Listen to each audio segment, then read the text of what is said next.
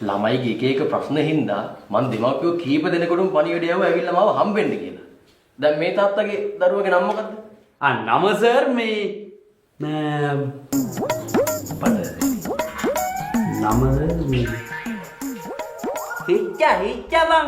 හිච්චානේ බං ගොල්ලගේ නම. ඔව් සර් හිච්චා සර් හිච්චා. හැබැයි හිච්චා කියන්නේ ගෙදරනේ සර්. ඉස්කෝලේ කියන්නේ හුච්චා කියලා සර්. ඔව්. ඈ? හුච්චා? ඔව් සර් මට ඇහුණා ගෑනිත් එක කියන පොඩි එකා. අම්මේ මට ඉස්කෝලේ යෝන් කියන්නේ හුච්චා කියලා කියනවා සර්.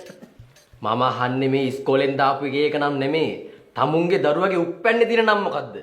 උප්පැන්නේ නවතියා සර්. උප්පැන්නයක් තියනවද කියලාත් ඇති. එතකොට තමුන්ගේ දරුවගේ නම තාත්තා දන්නේ නැහැ. දන්නේ නැහැ සර්.